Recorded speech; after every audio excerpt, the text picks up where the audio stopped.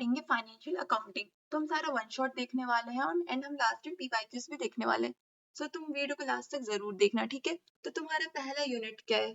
तुम्हारा पहला यूनिट है conceptual framework of the accounting, ठीक है। तो इसमें तुम्हारा पहला टॉपिक है accounting as an information system. तो जो तुम्हारा अकाउंटिंग होता है वो होता क्या है? तो वो एक ऐसा स्ट्रक्चर्ड सिस्टम होता है जो कि क्या करता है, फाइनेंशियल डेटा को कलेक्ट करता है, फाइनेंशियल डेटा को कलेक्ट करता है एंड रिपोर्ट तैयार करता है in the form of the balance sheet and the profit loss, ठीक है। यानी कि बताता है कि कहाँ, यानी कंपनी का प्रॉफिट हो रहा है या फिर लॉस हो रहा है।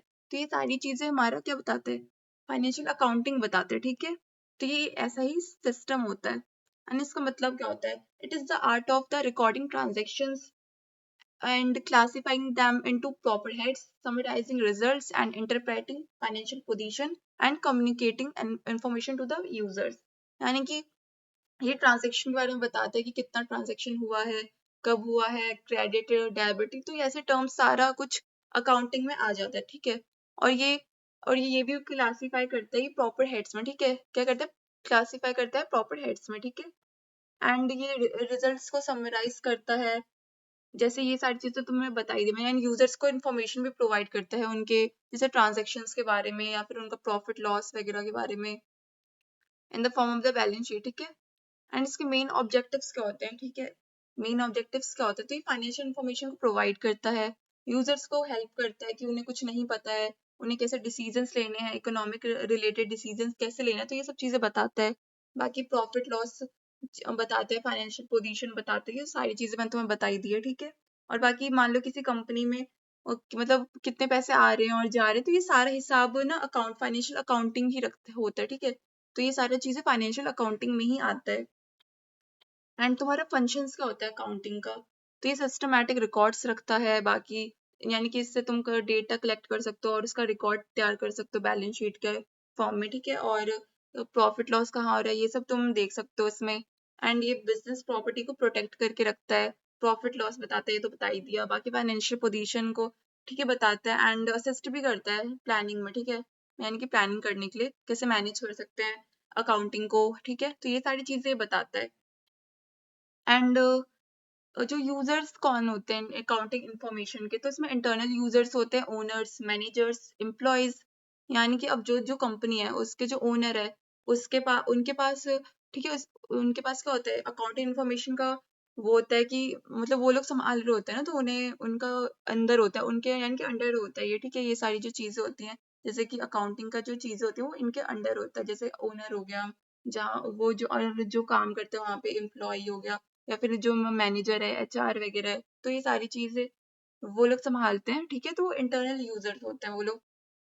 और एक्सटर्नल यूजर्स कौन होते हैं? जो बाहर से जो यूजर्स आते हैं, जैसे कि कस्टमर हो गए, बैंक लैंडर्स हो गए, इन्वेस्टर हो जो इन्वेस्ट करने वाले उस पे, ठीक है, गवर्नमेंट हो गई और सप्लायर्स हो गए। तो ये सारे एक्सटर्नल यूजर्स में आ जाते हैं, ठीक है। अब किस में आ जाते हैं? एक्सटर्नल यूजर्स में आ जाते हैं। तो मैं तुम्हें बता दिया इंटरनल यूजर्स कौन होते हैं, जो कि मतलब कंपनी के लोग हो गए तो वो यूज कर रहे हैं, तो इंटरनल यूजर्स हो गए। एंड एक्सटर्नल यूजर्स हो गए जो कि बाहर से कोई भी है, बैंक, गवर्नमेंट लोग हैं या फिर नॉर्मल लोग या फिर कस्टमर कोई भी है, सप्लायर्स वगैरह, तो ये सारे एक्सटर्नल यूजर्स में आ जाते हैं। एंड अकाउंटिंग स्टैंडर्ड्स क्या होते हैं? अकाउंटिंग स्टैंडर्ड्स एएस क्या होता है? तो ये एक ऐसा ऑफिशियल गाइडलाइन होता है जो कि अकाउंटिंग ट्रीटमेंट को कंट्रोल करता है।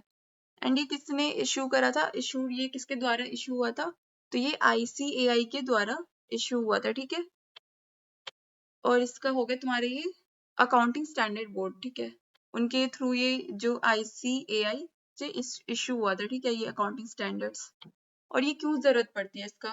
क्योंकि ये इसमें डिफरेंट फर्म्स होती है, ठीक है, जो कि डिफरेंट डिफरेंट मेथड्स यूज करती है, जो कंपनीज होती है, जो डिफरेंट उनके वे होते हैं जो मेथड्स को यूज करने का, ठीक है, अकाउंटिंग के मेथड्स को यूज करने का अकाउंटिंग स्टैंडर्ड्स में जो कि जरूरत होता है। एंड जिससे कंफ्यूजन ना हो, ठीक है, और कंपेरेबिलिटी ना हो, एंड यूजर्स को ये कई बार मिसलीड भी कर देता है, ठीक है। ऑब्जेक्टिव्स क्या होते हैं एएस के? ठीक है, अकाउंटिंग स्टैंडर्ड के ऑब्जेक्टिव्स क्या होते हैं? तो ये अकाउंटिंग प्रैक्टिसेस के बारे में बताता है, ट्रू एंड फेयर व्यू बताता है, और प्रॉपर डिस्क्लोजर देता है, और रिलायबिलिटी ऑफ द स्टेटमेंट्स, ठीक है। और कुछ इंपॉर्टेंट अकाउंटिंग स्टैंडर्ड्स देख लेते हैं। तो इसमें AS1 आ गया, disclosure of the accounting policies. AS2 आ गया valuation of the inventories, and AS9 आ गया रेवेन्यू रिकॉग्निशन, एंड AS10 आ गया प्रॉपर्टी प्लांट एंड इक्विपमेंट, ठीक है। फिर नेक्स्ट टॉपिक है तुम्हारा इंडियन AS यानी कि इंडियन अकाउंटिंग स्टैंडर्ड्स। इसका मतलब होता है कि इंडिया में जो जो वो अकाउंटिंग यानी कि अकाउंटिंग स्टैंडर्ड सिस्टम्स है, ठीक है, जो कि किसके साथ कन्वर्ज करते हैं, IFRS के साथ, ठीक है। तो वो हो गए तुम्हारे इंडियन अकाउंटिंग स्टैंडर्ड्स, ठीक है।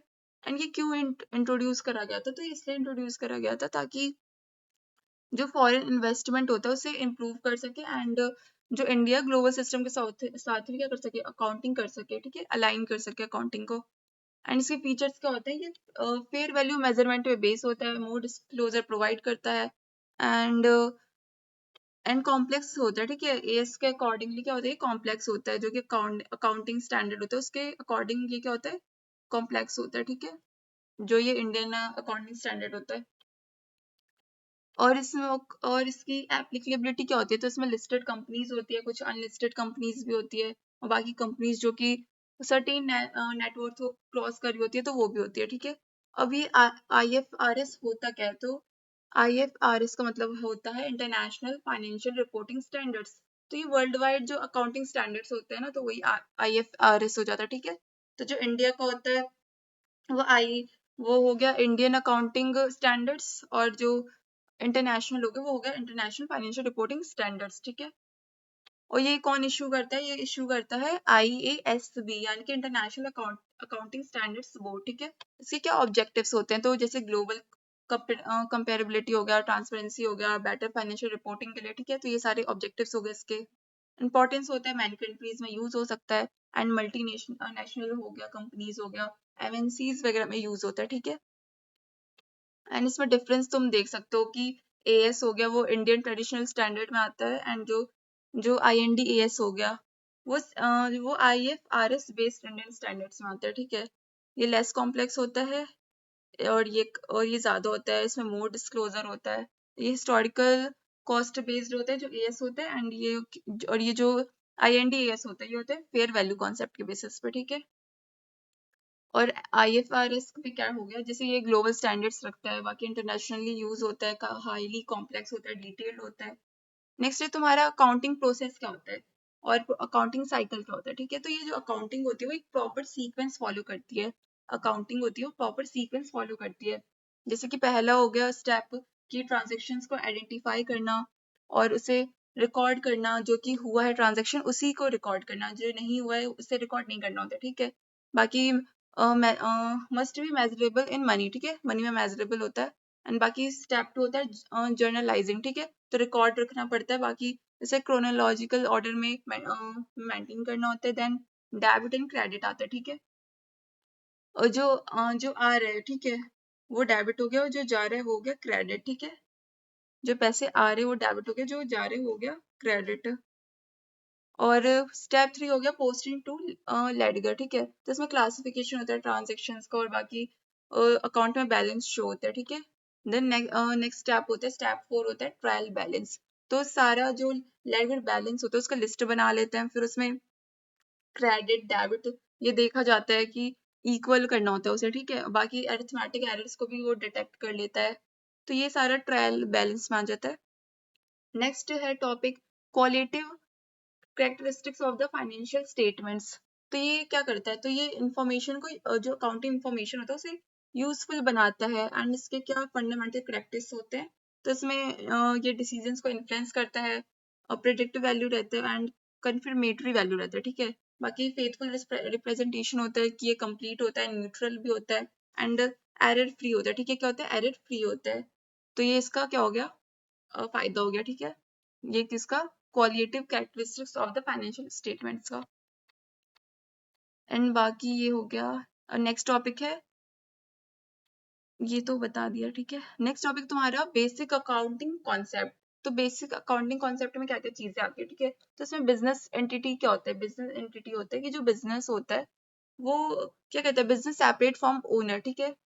एंड जो owners personal expenses not business expenses, जो ओनर होता है उसका पर्सनल एक्सपेंसेस अलग होते हैं, और जो बिजनेस एक्सपेंसेस होता है वो दोनों अलग होता है, ठीक है। तो ये आ जाता है business entity concept. And what is going concern concept, तो इसमें आता है कि जो बिजनेस होता है उसे कंटिन्यू अज्यूम करा जाता है, बाकी असेट्स को वैल्यू नहीं करा जाता है, ठीक है, एट लिक्विडेशन वैल्यू, ठीक है। व्हाट इज एक्यूरल कॉन्सेप्ट, तो ये रिकॉर्ड करता है इनकम को जब अर्न करा है, और एक्सपेंस को रिकॉर्ड करता है जब इनक्योर्ड करा है, ठीक है। एंड मैचिंग कॉन्सेप्ट क्या होता है, एक्सपेंस का match with the related revenue, तो एक्सपेंस को मैच करा जाता है रिलेटेड रिवेन्यू से, तो उसे बोलते हैं matching concept. And what is cost concept, तो assessed recorded at purchase cost, तो उसे बोलते हैं कॉस्ट कॉन्सेप्ट। और डुअल एस्पेक्ट कॉन्सेप्ट क्या होता है, तो जो ट्रांजेक्शन होते हैं, सारे ट्रांजेक्शन होते हैं उसके दो इफेक्ट होते हैं, ठीक है। तो और इसमें तुम्हारा असेट आ जाता है, ठीक है। तो असेट्स में क्या होता है, assets is equal to liabilities plus capital. And next topic है अकाउंटिंग कन्वेंशंस क्या होता है, तो ये बहुत ही ट्रेडिशनल प्रैक्टिसेस होते हैं जिसमें कंजर्वेटिज्म आ जाता है, कंसिस्टेंसी आ जाता है, ठीक है, फुल डिस्क्लोजर आ जाता है। तो देखो, कंजर्वेटिज्म होता है कि जो लॉसेस होता है उसका एंटिसिपेट करता है, ठीक है, यानी कि पार्टिसिपेट नहीं करते, एंटिसिपेट करते हैं, एंड प्रॉफिट नहीं होता है फिर। और कंसिस्टेंसी में क्या होता है कि same method every year use हो रहा होता है, तो कंसिस्टेंसी रहती है, इसलिए इसे ट्रेडिशनल प्रैक्टिसेस में आता है। ये कौन सा, अकाउंटिंग कन्वेंशंस। एंड मटीरियलिटी होता है क्योंकि इसमें कुछ इंपॉर्टेंट आइटम्स जो होते हैं वही शोन होते हैं, अलग से वो अलग से शोन होते हैं, ठीक है, जो इंपॉर्टेंट होते हैं, और जो अनइम्पॉर्टेंट होते हैं या फिर जो ज्यादा इंपॉर्टेंट नहीं होते हैं वो अलग शो होते हैं, ठीक है। बाकी फुल डिस्क्लोजर में आते हैं कि जो कि all relevant financial information must be disclose, जो रेलिवेंट फाइनेंशियल इंपॉर्टेंट इन्फॉर्मेशन होती है उसे डिस्क्लोज होना चाहिए, ठीक है, तो इसलिए फुल डिस्क्लोजर इसमें आता है। नेक्स्ट यूनिट है बिजनेस इनकम क्या होता है, तो बिजनेस इनकम का मतलब जो बिजनेस से इनकम आ रही है, जो प्रॉफिट आ रही है, ठीक है, तो वो हो जाता है business income. So profit earn from the business activities and और जो डिफरेंस बिटवीन रेवेन्यू एक्सपेंसेस, तो ये सारा कुछ बिजनेस इनकम में आ जाता है, ठीक है। एंड इसका फॉर्मूला हो जाएगा तुम्हारा रेवेन्यू माइनस एक्सपेंसेस, तो इसी के बीच का जो डिफरेंस होता है इसे ही बोलते हैं बिजनेस इनकम। और जो प्रॉफिट अर्न हो रहा है बिजनेस के एक्टिविटीज से, वहां के वर्क से, तो वो होता है business income. And second topic है measurement of the business income, तो business income is calculated using accounting principles not cash basis, तो इसे कैलकुलेट करा जाता है अकाउंटिंग प्रिंसिपल के थ्रू, ना कि कैश के, यानी कि पैसों के बेसिस पे, कैश के बेसिस पे इसे कैलकुलेट नहीं करा जाता, इसे कैलकुलेट करा जाता है अकाउंटिंग प्रिंसिपल के बेसिस पे। एंड इसमें इंपॉर्टेंट बेसिस आते हैं जैसे कि एक्यूरल बेसिस हो गया, income recorded when earned, expenses recorded when incurred, not when cash is received और पेड, ठीक है। तो जब इनकम रिकॉर्ड तभी होता है जब अर्न करा जाता है, ठीक है, एंड एक्सपेंसेस रिकॉर्ड तब होता है जब इनक्योर्ड करा जाता है, और बाकी तब नहीं करा जाता जब कैश रिसीव हो रहा है या फिर पे हो रहा है, ठीक है। एंड मैचिंग प्रिंसिपल बता दिया। एक्सपेंसेस क्या होता है, वो रिलेट करता है सेम पीरियड से, ठीक है, एज ए रेवेन्यू, यानी कि एक्सपेंसेस होता है वो रेवेन्यू के क्या होता है, इक्वल होता है, तो वो उसे मैच कर रहा होता है, तो इसे बोलते हैं मैचिंग प्रिंसिपल। रेवेन्यू रिकॉग्निशन क्या होता है, तो ये गवर्न होता है AS9 से, ठीक है। एंड इसका रेवेन्यू का मतलब क्या होता है, revenue is the gross inflow of the economic benefits from the business activities, तो ये ग्रॉस इनफ्लो होता है इकोनॉमिक एक्टिविटीज का जो कि बिजनेस एक्टिविटीज से आता है।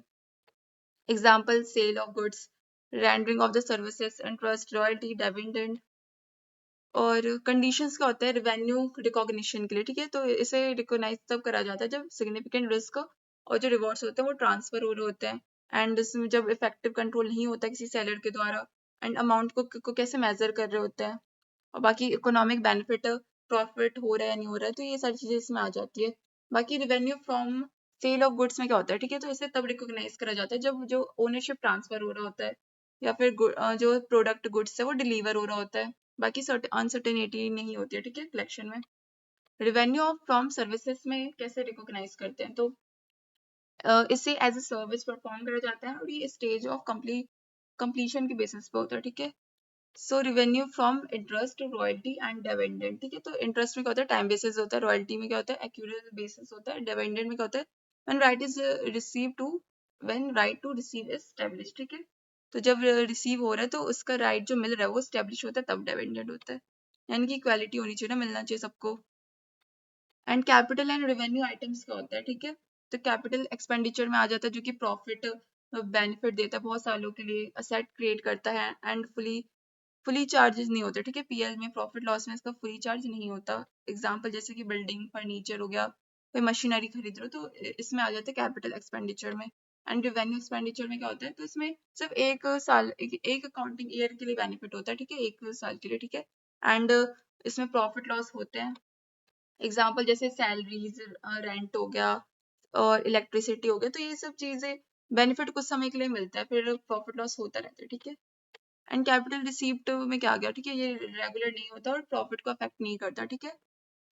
एंड इसमें एग्जांपल हो गए कैपिटल इंट्रोड्यूस, ठीक है, कैपिटल आता है इसमें, लोन रिसीव होता है और sale of the fix asset, ठीक है।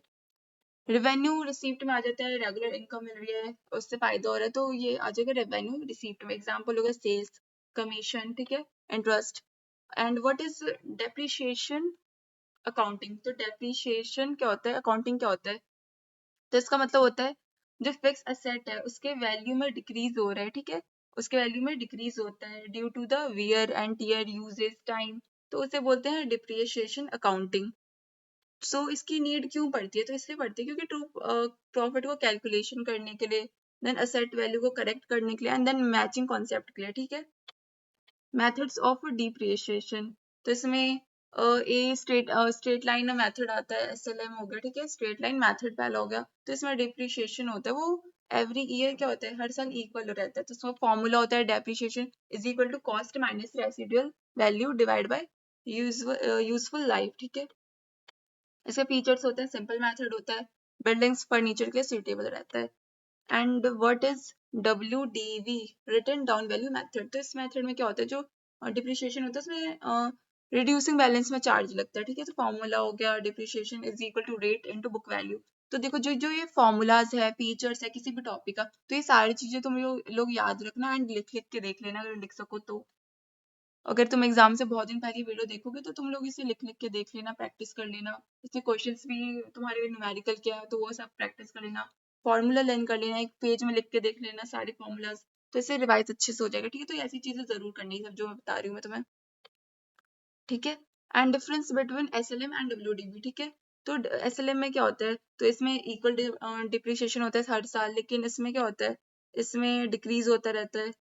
बाकी इसमें जो SLM में क्या होता है, जो एसेट वैल्यू होता है वो रिड्यूस हो जाता है, लेकिन इसमें क्या होता है, जो एसेट वैल्यू रिड्यूस यूनिफॉर्मली होता है, ठीक है, सॉरी, इसमें क्या होता है यूनिफॉर्मली, SLM में क्या होता है यूनिफॉर्मली एसेट वैल्यू रिड्यूस हो रहा है, लेकिन उसमें हो रहा है रैपिडली रिड्यूस हो रहा है, जो एसेट वैल्यू है वो रैपिडली, यानी कि क्या हो रहा है रिड्यूस हो रहा है, ठीक है। एंड इसमें उस वाले में क्या था, उसमें होता है कि कैलकुलेशन इसमें सिंपल होता है SLM में, ठीक है, लेकिन इसमें क्या होता है, इसमें होता है कि कैलकुलेशन इजी नहीं होती है और मशीनरी के लिए क्या होता है रियलिस्टिक होता है। कौन से फैक्टर्स होते हैं जो कि डिप्रिशिएशन को अफेक्ट करते हैं, जैसे कॉस्ट ऑफ एसेट हो गया, असेस्ट हो गया, ठीक है, एंड रेसिडुअल वैल्यू हो गया, यूजफुल लाइफ, मेथड यूज हो गया, ठीक है। And what is provision and contingencies, ठीक है, तो इसमें क्या आता है, इसमें प्रोविजन में आ गया कि liability of uncertain amount but can be estimated, example हो गया जैसे कि provision for the doubtful debts, ठीक है, तो उसके लिए प्रोविजन लेना, जैसे कि कर्जा ले रहे हो तो उसके लिए प्रोविजन, ठीक है, तो वो हो गया प्रोविजन, ठीक है। एंड कंटिंजेंट लाइबिलिटी क्या होता है, तो इसमें पॉसिबल लाइबिलिटी होता है जो कि फ्यूचर इवेंट पे डिपेंड करता है और रिकॉर्डेड नहीं होता, इसे रिकॉर्ड नहीं करा जाता है, ठीक है, डेटा में रिकॉर्ड नहीं करा जाता, बाकी ये डिस्क्लोज होता है, ठीक है, ओनली डिस्क्लोज होता है। नेक्स्ट यूनिट है फाइनेंशियल स्टेटमेंट्स, तो इसमें इस यूनिट में हम पढ़ेंगे कैसे फाइनेंशियल स्टेटमेंट्स होते हैं, वो प्रिपरेशन होता है उसका कैसे होता है। तो ये इसमें दो टर्म्स आते हैं, sole proprietorship and not for profit organisations, ठीक है, NPO, तो ये सारे टर्म्स को याद रखना। तो फाइनेंशियल स्टेटमेंट क्या होता है, तो फाइनेंशियल स्टेटमेंट्स जो होते हैं वो क्या होता है, एक फाइनल रिपोर्ट होता है अकाउंटिंग का, क्या होता है फाइनल रिपोर्ट होता है अकाउंटिंग का, फाइनेंशियल स्टेटमेंट, ठीक है। तो ये प्रॉफिट लॉस बताता है, फाइनेंशियल पोजीशन शो करता है, दिखाता है। बाकी इसके क्या ऑब्जेक्टिव्स होते हैं, तो इसके ऑब्जेक्टिव्स होते हैं कि प्रॉफिट लॉस बताता है, असेट्स असेस्ड एंड लायबिलिटीज बताता है, फाइनेंशियल पोजीशन बताता है एंड दिखाता है, ठीक है, एंड यूजर्स को इन्फॉर्मेशन प्रोवाइड करता है, ठीक है, ट्रांजेक्शन रिलेटेड इन्फॉर्मेशन प्रोवाइड करता है। बाकी financial statements of the sole proprietorship क्या हो गया, ठीक है, तो इसमें मेन स्टेटमेंट जो कि प्रिपेयर करे जाते हैं वो हो गया trading account and profit and loss account and balance sheet, ठीक है, तो यानी कि बैलेंस शीट का जो रिकॉर्ड होता है वो तैयार करा जाता है, बाकी प्रॉफिट लॉस का अकाउंट हो गया, ट्रेडिंग अकाउंट हो गया, तो ये सारी चीजें इसी में आ जाती है, ठीक है, financial statements of the sole proprietorship में, ठीक है। ट्रेडिंग अकाउंट क्या होता है? तो इसका पर्पस होता है कि इसमें ग्रॉस प्रॉफिट या फिर ग्रॉस लॉस फाइंड आउट करने के लिए, एंड इसका फॉर्मूला होता है gross profit is equal to net sales minus cost of goods sold, and loss का, ठीक है, लॉस का भी ठीक है फॉर्मूला होता है। एंड इसमें आइटम्स क्या होते हैं, इसमें जैसे कि डेबिट साइड में हो गए opening stock, purchases, carriage inwards, wages, ठीक है। क्रेडिट साइड में हो गए सेल्स, क्लोजिंग स्टॉक। और प्रॉफिट एंड लॉस अकाउंट में, ठीक है, इसमें वैल्यू फाइंड आउट करने के लिए बाकी ये फॉर्मूला हो गया तुम्हारा gross profit plus other income minus indirect expenses. और इसमें क्या आइटम्स आते हैं तुम्हारे प्रॉफिट लॉस के एक्सपेंसेस में, जैसे salaries, rent, advertising, depreciation and insurance हो गया। इनकम में क्या क्या आता है, कमीशन, इंटरेस्ट, डिस्काउंट रिसीव, ठीक है। एंड बैलेंस शीट क्या होती है, तो बैलेंस शीट एक ऐसी शीट होती है जिसमें एक स्टेटमेंट तैयार करा जाता है फाइनेंशियल पोजीशन का, ठीक है, ऑन अ स्पेसिफिक डेट, ठीक है। तो ये हो गया तुम्हारा बैलेंस शीट। तो इसे रिकॉर्ड करा जाता है, ठीक है, डेटा की फॉर्म में। तो इसमें असेट क्या हो गया, ठीक है, तो इसमें असेट्स हो गए कैश, डेप्टर्स हो गया, स्टॉक, मशीनरी, फर्नीचर हो गया, एंड लाइबिलिटीज हो गया, creditors, bills payable, and loan हो गया, ठीक है। एंड इसमें कैपिटल हो गया ओनर्स के इन्वेस्टमेंट में, ठीक है। एंड ये एडजस्ट होता है प्रॉफिट और ड्रॉइंग्स के साथ, ठीक है, ड्रॉइंग्स के साथ, ठीक है।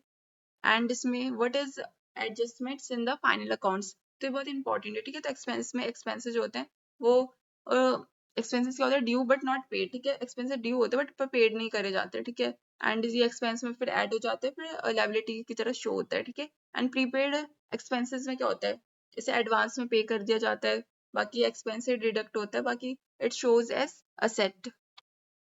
व्हाट इज एक्रूड इनकम, तो ये इनकम जो होती है वो अर्न करी जाती है बट रिसीव नहीं करी जाती, एंड ये इनकम में ऐड हो जाती है, एंड इसे शो करा जाता है एज अ असेट, ठीक है। तो ये असेट की तरह शो होता है। बाकी इनकम रिसीव इन एडवांस में क्या होता है, ठीक है, तो इनकम रिसीव हो रही है लेकिन अर्न नहीं हो रही है, बाकी इनकम से डिडक्ट हो जा रही है, बाकी लायबिलिटी की तरह ये शो होता है। डिप्रिशिएशन में क्या होता है, ठीक है, तो ये एक्सपेंस की तरह चार्ज करा जाता है, बाकी असेट वैल्यू से डिडक्ट हो जाता है, ठीक है। व्हाट इज बैड डेब्ट्स, तो डेब्ट्स मतलब तुम्हें पता है कर्जा होता है, तो बैड डेब्ट्स क्या होता है, तो इसमें लॉस होता है नॉन रिकवरी के ड्यू, ठीक है। एंड इसमें प्रॉफिट लॉस होता है, ठीक है। प्रोविजन फॉर डाउटफुल डेब्ट्स, तो इसमें एस्टिमेटेड लॉस हो रहा होता है डेब्टर्स में, एंड ये डिडक्शन की तरह शो होता है, ठीक है, फ्रॉम द डेब्टर्स। एनपीओ क्या होता है, नॉट फॉर प्रॉफिट ऑर्गेनाइजेशंस, तो इसमें एग्जांपल आ जाते हैं जैसे कि स्कूल हो गया, चैरिटेबल इंस्टीट्यूशन हो गया, क्लब्स हो गया, तो ये सारे NPO not for profit organisations हो गए। तो यहाँ पे मेन ऑब्जेक्टिव सर्विस प्रोवाइड करने का होता है, फायदा का नहीं होता है। अब कोई किसी ने ओल्ड एज होम खोल रखा है तो अपने फायदे के लिए थोड़ी खोलेगा, वहां पे सर्विस प्रोवाइड करने के लिए, ठीक है। तो इसे बोला जाता है एनपीओ, ठीक है, नॉट फॉर प्रॉफिट ऑर्गेनाइजेशन। और स्कूल्स, क्लब्स इसमें आ जाते हैं एग्जाम्पल्स में। बाकी रिसिप्ट हो गया तुम्हारा, एंड पेमेंट अकाउंट हो गया, ठीक है। तो इसमें नेचर कैसा होता है इसका, तो इसमें समरी मिलती है कैश एंड बैंक ट्रांजेक्शन्स का, बाकी इंक्लूड करता है कैपिटल एंड रेवेन्यू को, and no distinction of the year, ठीक है। What is income and expenditure account, इसका नेचर कैसा होता है, प्रॉफिट लॉस अकाउंट से सिमिलर होता है, रेवेन्यू आइटम शो होता है इसमें, एंड एक्यूरेट कॉन्सेप्ट के बेसिस पे होता है ये, ठीक है। सरप्लस का मतलब क्या होता है, जब इनकम ज्यादा हो एक्सपेंडिचर से, ठीक है। डेफिशिट का मतलब जब एक्सपेंडिचर ज्यादा हो इनकम से, ठीक है। यानी कि अगर तुम्हारी इनकम ज्यादा है लेकिन तुम्हारे खर्चे कम है, लेकिन इनकम ज्यादा है तो सरप्लस हो गया। और लेकिन अगर तुम्हारे खर्चे ज्यादा है लेकिन इनकम कम है तो डेफिशिट हो गया। Balance sheet of the NPO, तो जो एनपीओ होता है जिसमें प्रॉफिट नहीं होता है, ठीक है, तो नॉन प्रॉफिट ऑर्गेनाइजेशन जो होता है उसमें कैसे बैलेंस शीट बनाया जाता है, उसका बैलेंस शीट कैसा होता है, क्या शो करता है, तो वो assessed, liabilities, capital fund show करता है, ठीक है। व्हाट इज द डिफरेंसेस, ठीक है, तो इनके बीच में डिफरेंस क्या होता है, जैसे कि रिसिप्ट एंड पेमेंट के बीच में डिफरेंस हो गया cash basis, all receipt include करता है, सिर्फ नहीं होता है, डेबिट कैलकुलेशन में नहीं करता है। एंड इनकम एंड एक्सपेंडिचर में क्या होता है, एक्यूरेट बेसिस होता है, ओनली रेवेन्यू आइटम्स इसमें इंक्लूड होता है, एंड सरप्लस डेबिट को शो करता है। नेक्स्ट यूनिट नंबर 4 है तुम्हारा अकाउंटिंग फॉर स्पेशल ट्रांजेक्शन्स, तो स्पेशल ट्रांजेक्शन करने के लिए कैसे अकाउंटिंग को देखते हैं, कैसे समझते हैं, ठीक है, तो ये देखते हैं। सो इस यूनिट में हम देखेंगे hire purchase system and instalment system and inland branches, ठीक है। तो इसमें हायर परचेज सिस्टम क्या होता है, तो ये एक ऐसा सिस्टम होता है जहाँ पे जो बायर होता है उसे पोजेसन मिलता है, ठीक है, उसे गुड्स का पोजेसन मिलता है, ठीक है। एंड जो पेमेंट होती है वो इंस्टॉलमेंट्स इंस्टॉलमेंट्स में बनती है, ठीक है। एंड जो ओनर होता है वो क्या करता है, वो लास्ट इंस्टॉलमेंट से पहले ट्रांसफर करता है, ठीक है। क्या करता है, ट्रांसफर करता है पेमेंट को, ठीक है। इंपॉर्टेंट फीचर्स आ जाता है डाउन पेमेंट में, ठीक है। बैलेंस पेड होता है इंस्टॉलमेंट में, एंड इंटरेस्ट इंक्लूड होता है इंस्टॉलमेंट में, and seller can repossess the goods if default, ठीक है। इसमें इंपॉर्टेंट टर्म्स हो गए तुम्हारे कैश प्राइस हो गया जो कि एक्चुअल प्राइस होता है गुड्स का, ठीक है, बिना इंटरेस्ट के। हायर परचेज प्राइस हो गया जो कि टोटल इंस्टॉलमेंट को मिला के, डाउन पेमेंट को मिला के। इंटरेस्ट हो गया जो कि एक्स्ट्रा अमाउंट लगते हैं, ठीक है, डीले पेमेंट के लिए। बाकी अकाउंटिंग ट्रीटमेंट क्या हो गया, इसमें बुक्स ऑफ बायर, तो इसमें परचेज के टाइम में असिस्ट अकाउंट हो गया, ठीक है। और बाकी वेंडर अकाउंट को हायर करने के लिए, तो ये सारा अकाउंटिंग ट्रीटमेंट में आ जाता है। और इंटरेस्ट के लिए क्या करते हैं, इंटरेस्ट अकाउंट हो गया, ठीक है, और वेंडर अकाउंट को हायर करने के लिए। और इंस्टॉलमेंट पेमेंट में क्या होता है, hire vendor account dear and cash और बैंक के लिए, ठीक है। डेप्रिसिएशन में क्या होता है, depreciation account dear and to assessed account. और अब नेक्स्ट टॉपिक तुम्हारा डिफॉल्ट एंड रिपोजिशन क्या होता है। तो और मान लो कोई किसी ने जो बायर है, ठीक है, वो पैसे नहीं दे पाया, ठीक है, तो क्या होगा, जो सेलर होगा वो गुड्स को वापस ले लेगा, असेस्ड वैल्यू कम कर दी जाएगी, एंड जो लॉस है वो ट्रांसफर हो जाएगा प्रॉफिट लॉस में, ठीक है। नेक्स्ट है तुम्हारा टॉपिक इंस्टॉलमेंट परचेज सिस्टम। तो इसका मतलब क्या होता है, इसका मतलब होता है कि जो क्या होता है, ओनरशिप ट्रांसफर्स इमीडिएटली, यानी कि जो ओनरशिप होती है वो बहुत ही जल्दी मिल जाती है, एंड पेमेंट जो होता है वो इंस्टॉलमेंट्स के थ्रू दिए जाते हैं, एंड रिपोजिशन का राइट नहीं होता है, ठीक है, सेलर को। और difference between hire purchase and instalment system, तो जो हायर परचेज होता है उसमें ओनरशिप एंड में मिलता है, ठीक है, एंड रिपोजिशन पॉसिबल होता है, लेकिन जो इंस्टॉलमेंट होता है उसमें जल्दी मिल जाती है, रिपोजिशन नहीं होता, ठीक है।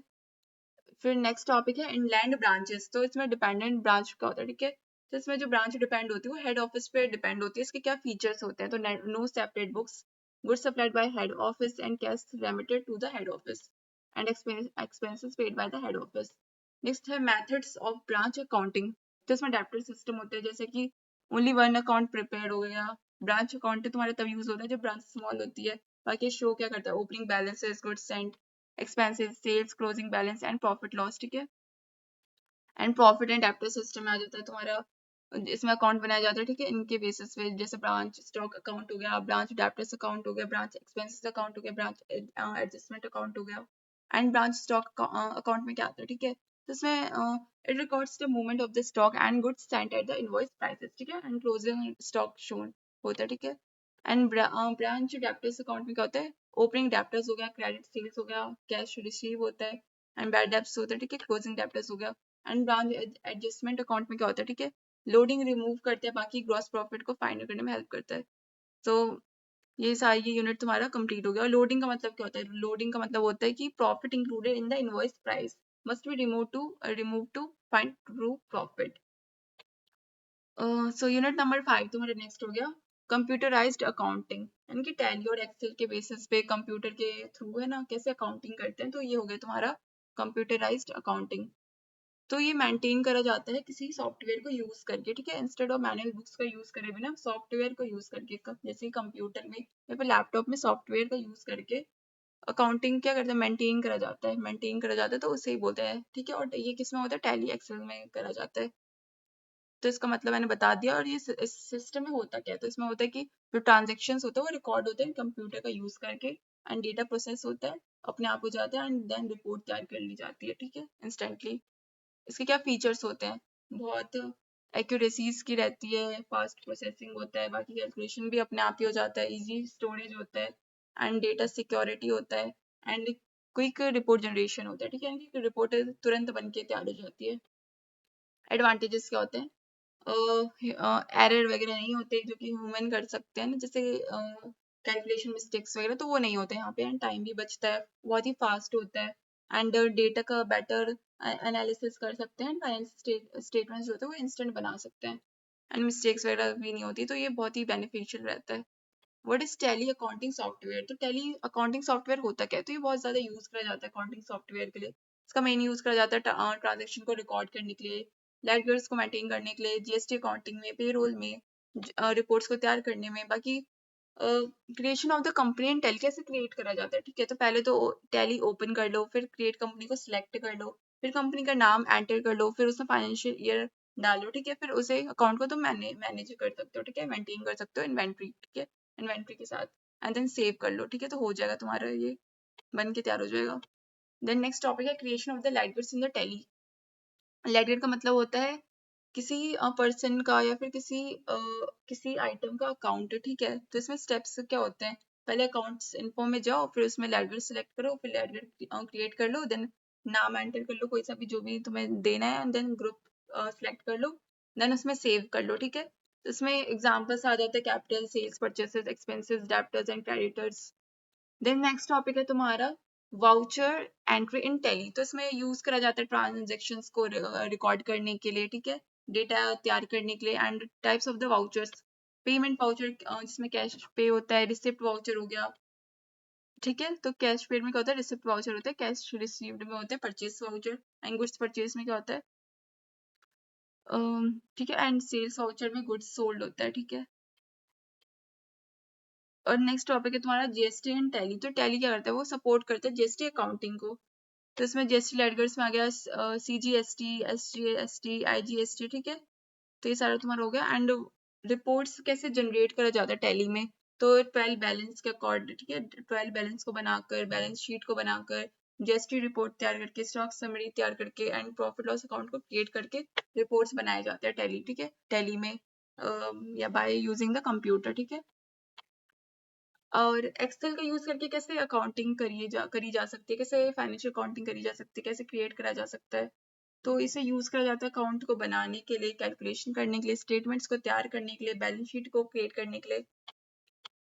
तो ये इंपॉर्टेंट क्या क्या फीचर्स होते हैं इसमें, तो इसमें इंपॉर्टेंट फीचर्स हो गए, फॉर्मूलाज हो गए, शॉर्टिंग हो गया, फिल्टरिंग हो गया, चार्ट्स हो गया, पाइवट टेबल्स हो गए, ठीक है, एंड यूजफुल फॉर्मूलाज हो गए, जैसे कि सम का, एवरेज, इफ, ठीक है, इफ कंडीशनल कैलकुलेशन के लिए वी लुकअप का यूज करा जाता है, डेटा को फाइंड करने के लिए, काउंट करा जाता है काउंट नंबर्स के लिए, ठीक है, एंड टोटल के लिए सम करा जाता है, एवरेज के लिए मीन, ठीक है।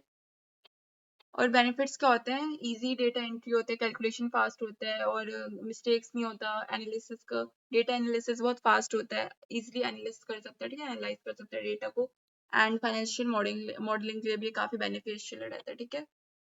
What is the difference between the manual and the computerised accounting.